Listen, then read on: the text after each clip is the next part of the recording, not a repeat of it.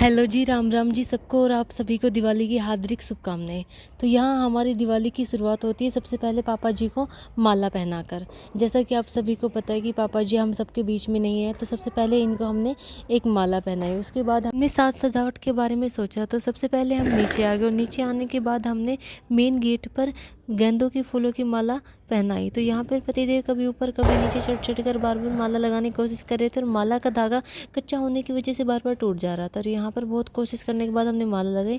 फिर शाम को मेरा काम था कि रंगोली बनाने का। तो यहाँ पर लड्डू सबसे पहले बोला मुझे कलर दीजिए मम्मा, उसके बाद रंगोली बनाना। तो थोड़ी बहुत मेहनत करने के बाद मैंने रंगोली बना दी। रंगोली बहुत ज़्यादा अच्छी नहीं बनी थी, लेकिन फिर भी मुझे जैसी आती थी मैंने वैसे ही बना दी। और उसके बाद फिर तैयार रेडी सेडी होकर हमने पूजा की तैयारी शुरू कर दी। तो यहाँ पे मेरी सासू माँ ने सारा खाना पीना बना लिया था और मैंने दीपक को भिगो दिया था। और उसके बाद इसको निकाल कर सासू माँ ने इनमें तेल डाल दिया। तो बोले तेरी साड़ी गंदी हो जाएगी। तो यहाँ पर मेरी सासू माँ तैयारी कर रही थी कि अब मैं जल्दी से खाना पीना बनाकर तैयारी कर देती हूँ, तुम सब लोग खाना खा लेना। यहाँ पर लड्डू बार बार आ रहा था और परेशान। बच्चों के काम करना एक महाभारत जैसा ही होता है। तो यहाँ लड्डू बार बार परेशान किया जा रहा था। इसकी चाचा की ड्यूटी थी कि बस लड्डू को पकड़ कर रखे और कोई काम उनसे नहीं करवाया था हमें। यहाँ पर मेरी सासू माँ ने सारी ही तैयारी कर दी थी। तो उन्होंने मंदिर को बहुत सुंदर सा सजा दिया था। भगवान की मूर्तियों के आगे फूल लगाना, घी के दीपक जला दिए, सारे काम कर दिए थे।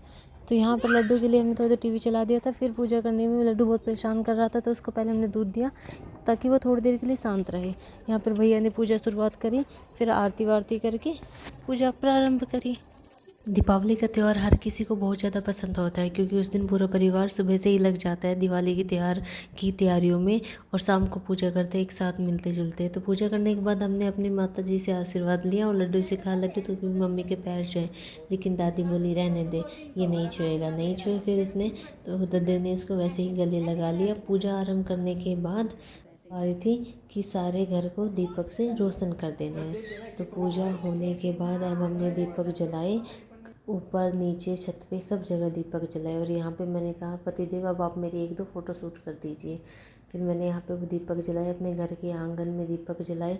इस प्रकार दिवाली का पूजन किया।